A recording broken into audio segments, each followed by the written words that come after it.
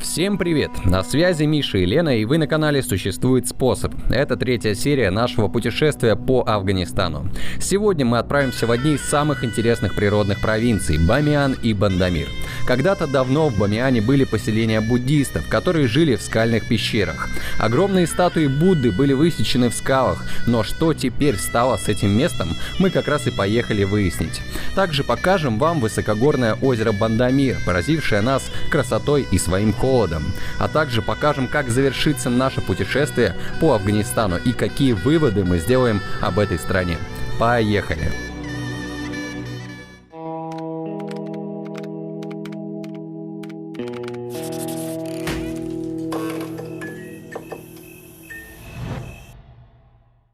Город начинает потихоньку просыпаться, а мы сегодня направляемся в, пожалуй, один из самых красивых регионов Афганистана, провинцию Бамиан. Автобусы туда не ходят, поэтому пришлось снимать машину. Заки помог нам с этим. Вот, ехать 200 километров туда и 200 километров обратно. Сейчас должны уехать, вечером вернуться. Бамианская долина расположена в центральной части Афганистана, менее чем в 200 километрах северо-западнее Кабула.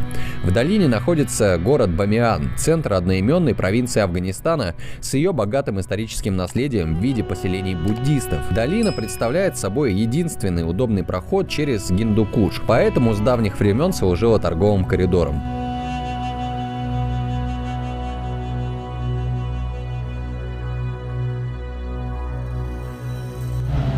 Снова у нас какие-то неисправности в автомобиле. Будем надеяться, что не как в прошлый раз и толкать ее в горку не придется. А погода существенно как-то испортилась. Выезжали с Кабула, там было прям тепло даже, я бы сказал, наверное, жарко. А сейчас на перевале в 50 километрах от Бамиана имеем просто вот такую картину. Все снегом занесено. Ты как? Сережка зацепилась, так все прекрасно. Но панорама, конечно, вообще потрясная. Необычно видеть, в частности, Афганистан вот в таком белом свете. Обычно это все пески, какие-то пустыни, скалы, горы. А тут еще и в снегу все это. Сейчас вот фуры там вот стоят сзади, начинают насыпать на колеса цепи, потому что сейчас дорога пойдет на спуск. И, ну, может просто унести фуру. У нас тоже машина начинает буксовать. По-моему, мы сейчас приедем. Давай думать. Ну, мы думаем о хорошем, но резина у нас лысая. И это небезопасно. Все машины буксуют. Большинство останавливается здесь, потому что ехать дальше не решается. Или там авария вообще. Вон там, по-моему, авария. Да.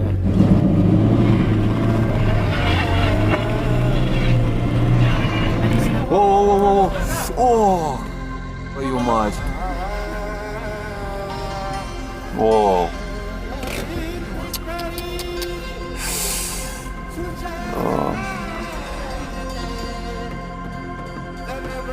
Ограждение, он все заметное.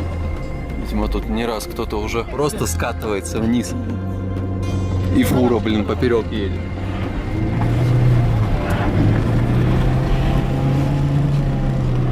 Не, на летней резине, блин, это пипец. Это жестко.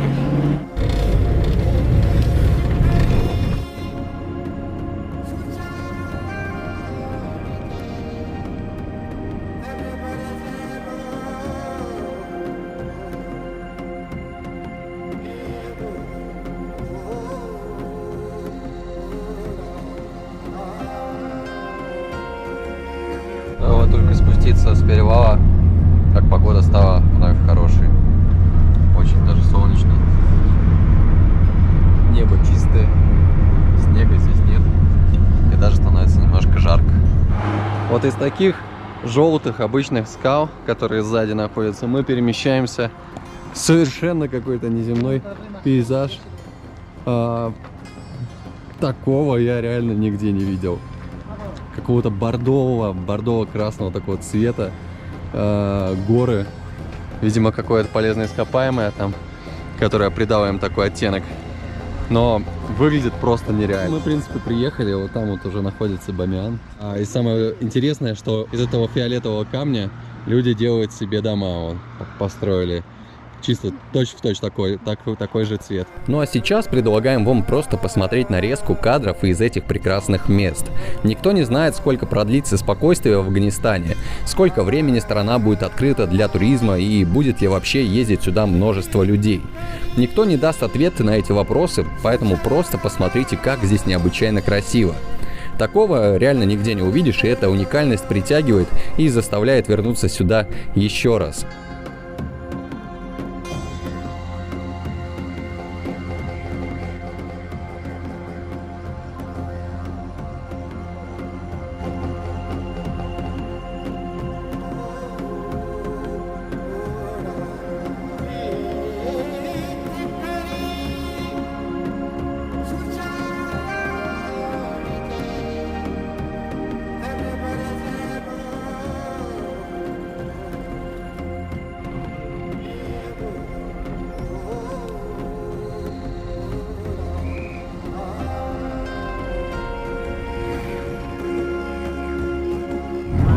Это, похоже, и есть центр Бамьяна. И прикольно, с обеих сторон одинаково, симметрично сделаны такие навесы с лесенками.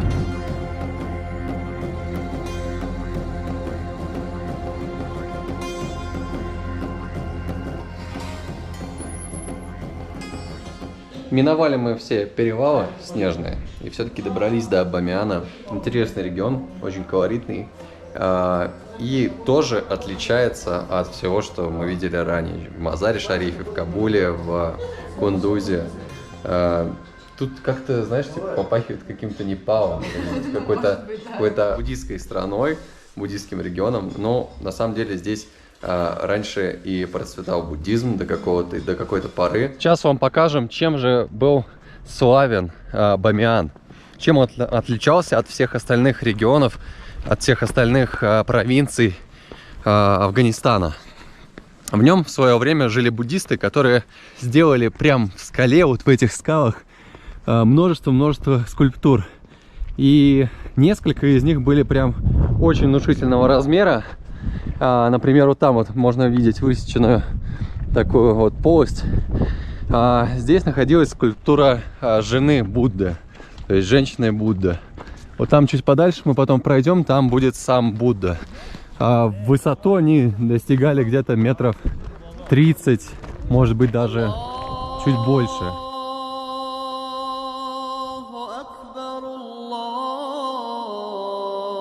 Вот за моей спиной находится полость, в которой когда-то располагался Будда. И спросите вы, а где же сам Будда, где же жена Будды и все остальные скульптуры? Но дело в том, что религия — это дело очень тонкое. И в свое время сюда пришли талибы, пришли те, кто был настроен за то, чтобы Бог должен быть один, на то, что религию в Афганистане нельзя разделять. И статуи, так как они символизируют буддизм, являются, как сказать, люди им поклоняются, приходят. Их просто взяли и уничтожили, взорвали. Просто гигантских размеров скульптура была просто взорвана. Я, конечно, ничего не имею против каких-либо религий, но иногда в порыве любви к своему Богу, к своей вере, люди совершают довольно глупые поступки. Уничтожить объект, который мог бы входить в список объектов всемирного наследия ЮНЕСКО, это было ужасно глупо. Когда-то это было прям целое поселение. Здесь прям в горах жили люди, здесь были какие-то жилища, какие-то храмы. Сюда вот люди приходили, здесь жили, находились. Ну, посмотрите, вот это вот все сделано в скале. То есть все это высечено. Сделали прям целый зал, причем максимально ровной круглой формы, сферической, просто в скале. Возможно, здесь была очень мягкая порода, горная, которая была наиболее податлива к тому, чтобы ее обрабатывать как-то и делать из нее жилище себе. Да, вот Лена сейчас заметила, что на стенах даже есть следы краски. То есть кто-то это своими руками взял, все, выдолбил в скале на секундочку. Вы задумайтесь, насколько это сложно. Просто вот у вас есть камень, попробуйте в нем сделать что-нибудь. И помимо этого здесь еще вот видны следы росписи, какой-то краски. Вон там узор. Внизу все это было огорожено какой-то стеной. Это уже, конечно, более современная стена, но наверняка на ее месте было что-то более масштабное, какая-то фортилия. Запыхались, но поднялись еще выше. И мы даже, кстати, не дошли до уровня головы Будды. То есть мы прошли этажей, наверное, 5, но так и не дошли до вершины этого монумента. Но дошли до еще одного зала, посмотрите. Это прям... Если тот зал был ну, такой немножечко побитый, уже весь разваливающийся, то в этом отчетливо сохранились вот эти вот все арки, выемки. И посмотрите на потолок вообще, насколько шикарно это выглядит. То есть это 4 какие-то квадратные фигуры, крест посередине и цилиндрический купол небольшой. Он настолько точно сделано, то есть в скале, вы представляете, без каких-либо приспособлений, там, не знаю, уровней, там, лазерных рулеток и прочего. Люди брали и делали настолько великолепные, идеально спроектированные сооружения.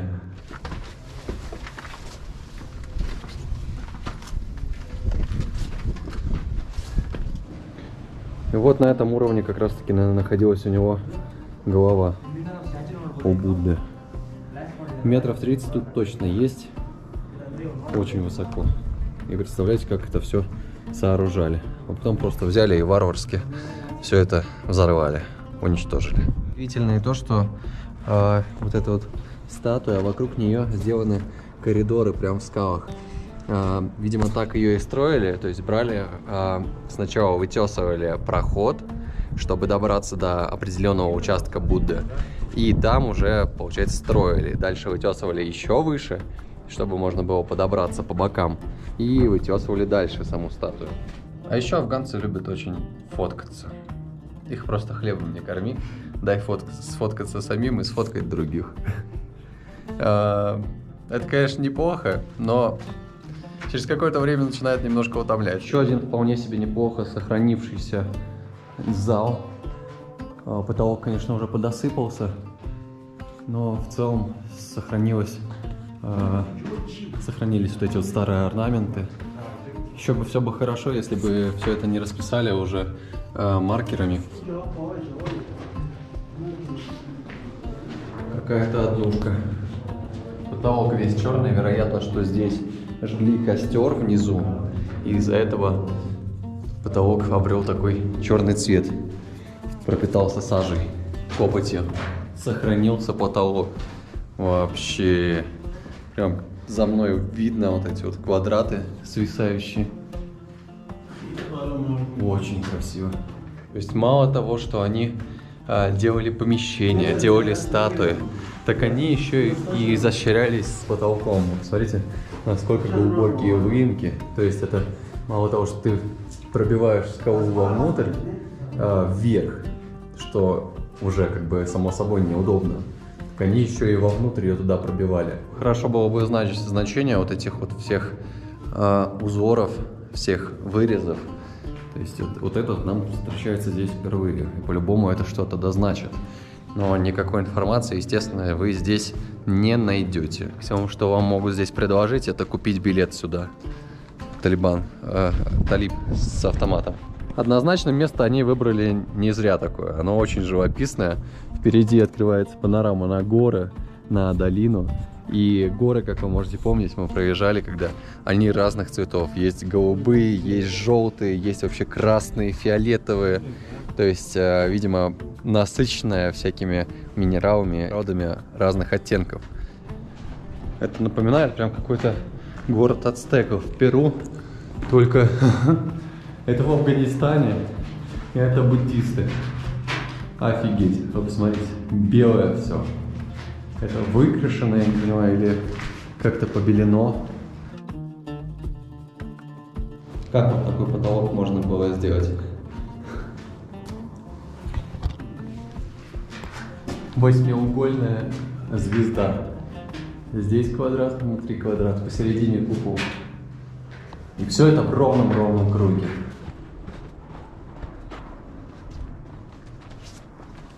Кстати, в этом месте вполне себе неплохие билеты.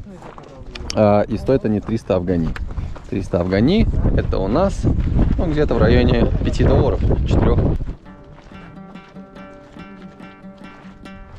Кстати, мы уже говорили про то, из чего делают здесь дома. Вот, пожалуйста, вам наглядный пример. Камень как основание, снизу большие камни, ну, можно сказать, как фундамент. И сверху глина вперемешку с соломой и с камнем. Сверху какая-то обрешетка идет. Это могут быть какие-то ветки обычные. Иногда используют либо хворост, либо тростник, чтобы защититься от дождя. Вот отсюда, очевидно, сходят частенько селевые потоки, потому что вся дорога смыта камнями, ручьями какими-то. Кстати, вот как они, интересно, планировали свое жилище? У них было ли какое-то разделение? Типа, знаете, приходишь в земельный фонд, в данном случае в скальный фонд, и такой: мне, пожалуйста, можно выделить участочек, я там себе хочу домик построить. И вот ему выдают, тем, у кого несколько детей, под материнский капитал, двушку дают. Прикольно.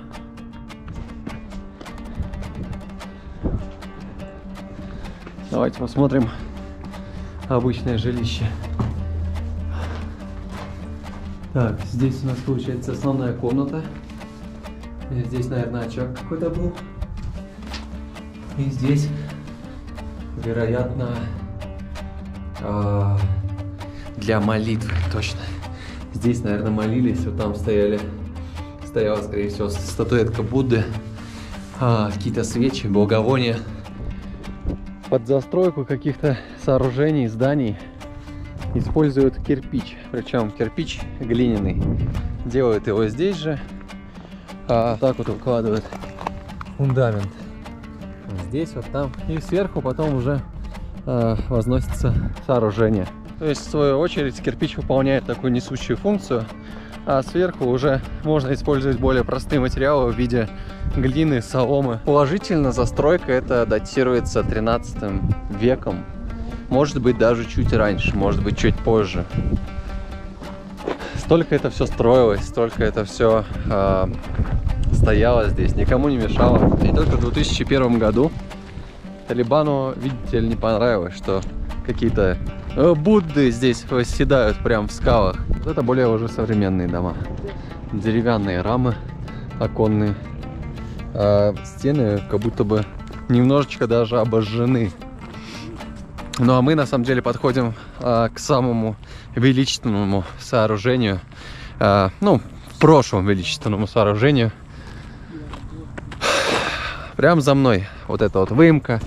Это бывшая статуя Будды. К наибольшому сожалению, подойти поближе не получится, потому что здесь вроде бы как они запланировали реконструкцию. То есть вот осколки даже тут лежат этого Будды, и они вроде так надумали его реконструировать. Но насколько это все затянется, совершенно неизвестно. Но может быть когда-то на своем веку, или может быть наши дети увидят здесь статую, которая была почти 1000 лет назад здесь. Здесь же, кстати, можно наблюдать руины древнего города. Полуразрушенные, полуразваленные. Но все-таки что-то сохранилось. Какие-то признаки жизни древних цивилизаций, так скажем. Штабно и в то же время печально, что люди не ценят свою историю, не ценят то, что было раньше, не ценят культуру и, самое главное, в данном случае, монументы. погодки сегодня конкретные качели. То тепло, солнечно, то снег. Вообще белые поля. Короче, мы приехали на озеро Бандамир. Тут шпарит снег вовсю. Прикол этого озера в том, что оно находится вот наверху вот этой горы. То есть оно прям стекает. Вот эти водопады, они стекают вниз, в нижнюю долину.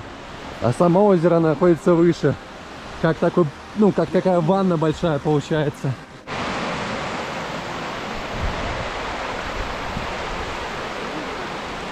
Место, откуда вытекают излишки из озера. Сейчас мы должны подняться, и вот за этой ступенькой будет открываться вид на само озеро. Бандамир, пожалуйста. Озеро Бандамир находится в горах. Точную высоту сейчас не скажу, но здесь довольно-таки свежо, холодно. При этом светит солнце, обратите внимание. Само озеро, и вот тут оно вытекает такими красивыми водопадами. Видимо, в теплое время здесь можно взять на прокат катамаран и немножко поплавать, покататься. Но сейчас такой возможности нет, довольно прохладно.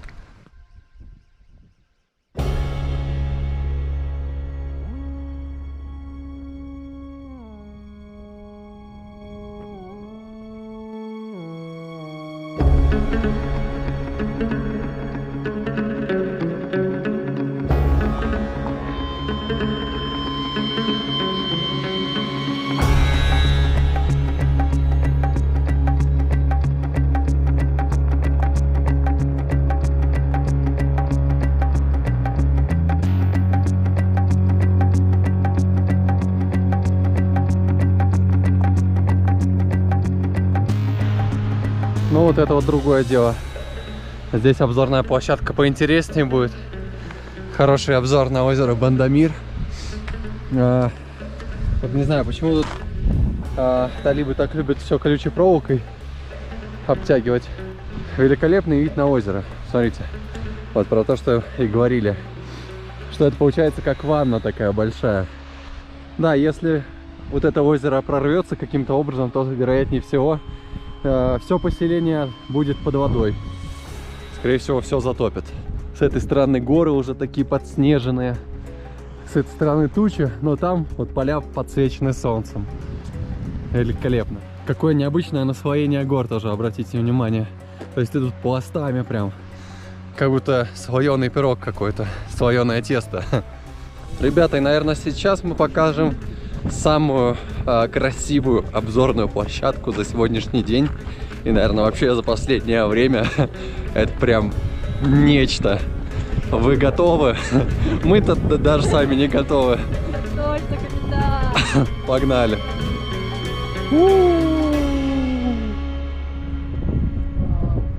Просто very beautiful. Смотрите на цвет воды. Синяя-синяя вообще. Жалко, холодно, конечно. Так бы можно было бы даже, наверное, искупнуться. На этой прекрасной ноте пора оставлять озеро Бандамир. И выдвигаться обратно в сторону Кабула. По пути еще заедем. По пути. По пути еще заедем в несколько красивых мест. Самый интересный факт, что все эти места довольно непопулярные, и мало кто про них знает. Благодаря Заке, у которого мы остановились, мы смогли узнать, что вот есть вот такое вот место. Поэтому мы решили немножечко осветить его, показать вам, и надеемся, что вам очень понравилось. Мы, например, в восторге, потому что природа, можно сказать, нетронутая. Если говорить про Бамиан, то история вот этих памятников архитектуры, вот этих вот домов, вот этих пещер, в которых жили люди, и статуй Будды, хоть и разрушенных, но все равно это очень интересно и необычно, мне кажется. Ну вот такая поездочка у нас выходит. Немножечко занесло снегом, а колеса лысые. Рядом с Бамианом, буквально там в нескольких километрах, есть поселение, в котором до сих пор люди живут вот в таких вот скалах. Скот в загородках находится. Кто-то тут чем-то занимается. Ну, не знаю, тут в жилище в эти заходить стоит, не стоит. Возможно, кто-то будет против. Я подойду вот сюда, хотя бы подсниму коровок и теляток. Вот прикиньте, вот эти вот в скалах домики сделаны в 13 веке, а используются по сей день. Вот люди вот там вот ходят, вот там дядечка пошел, похоже, кур или телят кормить. Вон там куры бегают. То есть, ну тут реально живут, прям полноценно.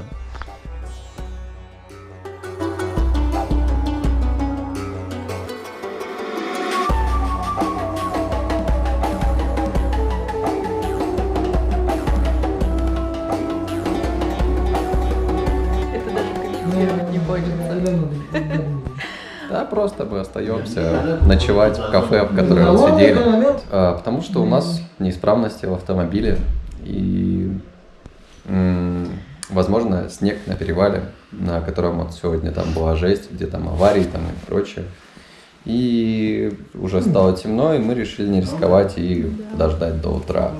Нам здесь надо протусоваться где-то 15 часов. Здесь нет отопления. Здесь есть только старые грязные одеяла. Такие вот приключения.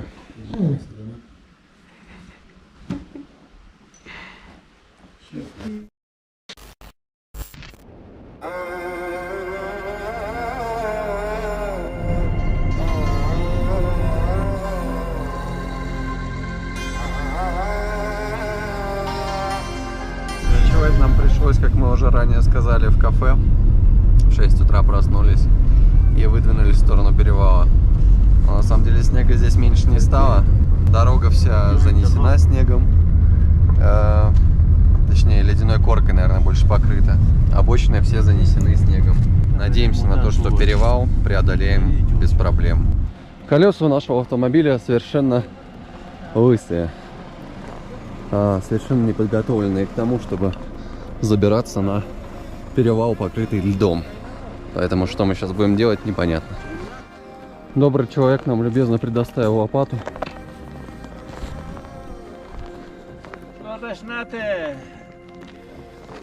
Вот такая у нас дорога получается. Пока, правда, все используют ее вместо нас, нашу насыпь. Застряли, конечно, не очень хорошо, но зато посмотрите, какая панорама. Какие горы вон там открываются. Великолепно.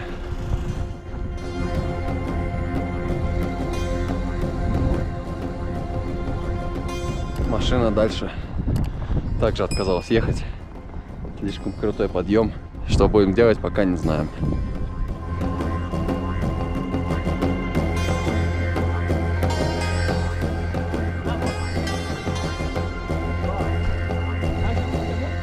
Либо пошел процесс. Пошла машина в горку. Всю петлю пришлось подсыпать с лопатой. Вот идет машинка наша. Да, хватило и того, что мы насыпали.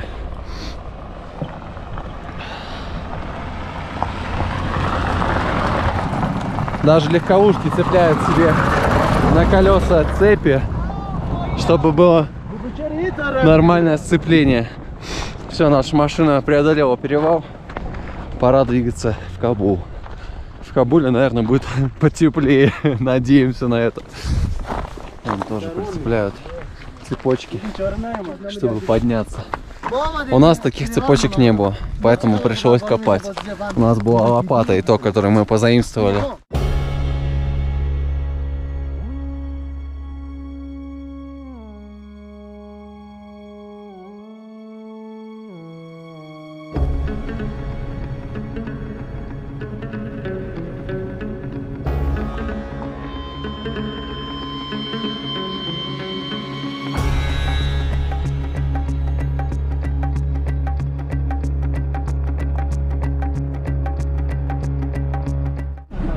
Все, никак не доедем, да? Не доедем никак вообще в Кабул, не хочет нас встречать, принимать. Мы пробили колесо, пока ехали. Надеемся, что к вечеру доберемся. Кстати, пока стоим, можем немножко рассказать про особенности вождения в Афганистане. Вот едешь ты в такси, ну и слушаете вы музыку. Но как только вы приближаетесь к чекпоинту, эту музыку сразу же будут выключать. По какой причине? По той причине, что Талибан не принимает никакую музыку, кроме барабанной и и пения. Вот. Еще очень много Toyota Corolla в Кабуле в частности. Любят они вот такие штуки, накидки на сиденье вообще. В каждой машине практически есть. И вот такие вот накладки на торпеду. А грузовые машины это вообще это отдельный вид искусства. Они украшены просто великолепно. Все, мы вроде починили колесо, можно ехать.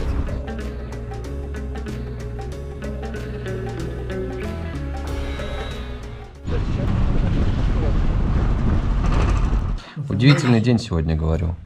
Пару часов назад в снегу ковырялись, толкались. А сейчас он уже обедаем.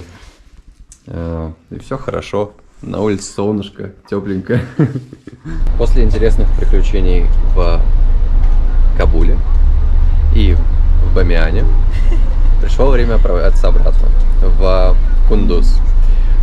И, наверное, послезавтра уже помчим обратно в Таджикистан. Погуляли по Афганистану и хватит, скажем так. без лишних, так скажем, подробностей. И эмоциональности, да. Путешествовать по Афганистану довольно дорого. И каучсерфинг здесь не работает. Тонкая особенность автовокзалов в Афганистане. Приезжает кто-то на автовокзал и хочет сесть в какой-то автобус, а их здесь несколько. И его начинают просто перетягивать с одной стороны в другую. Типа, пойдем к нам в наш автобус. И с другой стороны, да нет, у нас комфортнее, у нас кондиционер есть. А те такие, да мы еще шоколадку тебе дадим. И начинается такое перетягивание пассажиров. Лена тут одного парнишку подогрела печеньками. Вода, печенье, все, что захотите, полный сервис. Как настроение? Мы в Кундузе, все, мы финишировали. Да, мы доехали. Сколько мы были в автобусе? Мы с 5 часов вечера до 9 часов утра сидели в автобусе. Мы, короче, почти 15 часов, да, провели в автобусе. И сейчас остановимся в гостях у ребят, с которыми Лена познакомилась в кафе, когда мы тут сидели. Сфера все-таки в Кундузе будет поинтереснее, чем в Кабуле. Она такая более движовая.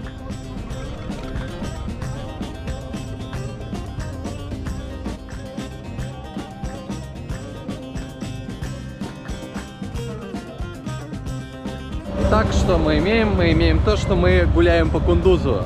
Нас так накормили в семье Ли, что что-то пробовать я пока что сомневаюсь. Семья Ли — это как раз вот ребята, с которыми познакомилась Лена, пока я там занимался какими-то делами. Да, они нас пригласили, очень ждали в гости, и мы приехали к ним. В целом на этом наше путешествие уже потихонечку завершается, и завтра мы будем двигаться обратно в сторону Таджикистана. Все, что в принципе могли, показали, что все, что видели сами, записали. Ну и по классике не забудьте оценить это видео, если вам понравилось. Все-таки мы поехали в очень интересную страну, в которую ездят мало путешественников, и мы старались сделать красиво. Пожалуйста, оцените наш труд. И приезжайте в Афганистан. Да, приезжайте в Афганистан. Здесь на самом деле очень спокойно. Так что даже не переживайте. Thank you. Тащакор, мана. Кстати, забыл показать, как выглядят дома. Вот на фоне меня есть отличный пример среднестатистического дома в Афганистане. Это несколько таких вот построек, какой-то навес и пристройки для какой-то хозяйственной нужды.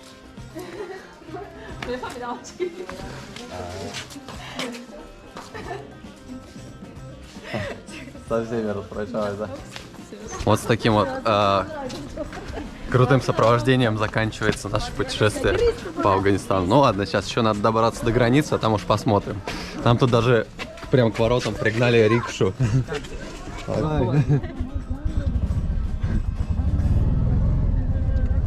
Сказать честно, в рикше с рюкзаками передвигаться довольно проблематично, учитывая, что сзади всего 2 сиденья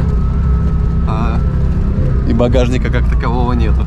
Что ты хочешь сказать, Лен? Семья Ли очень классная. Очень. Мы, наверное, не были еще в традиционной афганской семье, именно в их доме. И все случилось. И этот опыт, наверное, самый запоминающийся для меня. Здесь все самое запоминающееся. Потому что Афганистан очень удивительная страна. А нам по телевизору говорят, что здесь все страшно, все опасно. Нет, на самом деле здесь какое-то время, да, было не очень безопасно. Но сейчас вполне себе все очень гостеприимно, дружелюбно. И пусть, да, все сейчас контролируется Талибаном, он повсюду тут эти блокпосты, чекпоинты, но как-никакой, ну, есть порядок в этом всем. И даже те моменты, когда нас постоянно дергают, там спрашивают наши документы, это само собой обусловлено тем, что, ну, люди просто переживают за свою безопасность. Касаемо нынешней власти, здесь у людей очень расходятся мнения. Кто-то принимает Талибан, кто-то нет. Но, опять-таки, однозначно все говорят, что война закончилась, и это самое главное. Ну что же, пришло время покидать уютный и гостеприимный Афганистан. И мы уже направляемся на границу. Ну, точнее, мы уже на границе. И сейчас будем проходить... это, кстати, та же будка, в которой мы и были. Мы всем довольны. Практически всем. Не, страна классная, интересная. Посетить ее сейчас есть возможность у каждого практически. И это вполне безопасно. Мы живы, целы, здоровы и побывали в Афганистане, между прочим. Помните те видосы, вот когда мы только шли по этому мосту сюда? Такие, что сейчас будет, вообще непонятно. Мост пустой, ты идешь, людей вообще на нем нету. Ты думаешь, блин, по-моему, ты куда-то идешь не туда. Но на самом деле все прям очень сладко да гладко прошло. Что скажешь? Мы возвращаемся в Таджикистан. А потом будут дальнейшие путешествия, о которых мы расскажем позже. Подписывайтесь на лайки. Нормально. В заключение хочется сказать, что сейчас самое подходящее время для путешествия в Афганистан, потому что неизвестно, сколько продлится это спокойствие. Но не ждите высокого сервиса и всех туристических благ, к которым вы привыкли. Также необходимо соблюдать местный дресс-код, сделать необходимые бумаги на посещение провинции и все. Можете свободно передвигаться по Афганистану. Надеемся, что эта страна начнет развиваться и процветать, ведь ее колорит ни с чем не сравнить, и с ним точно нужно познакомиться каждому. А мы тем временем отправляемся в не менее колоритную страну. Пишите в комментариях, как вы думаете, куда мы отправимся. Все, всем пока!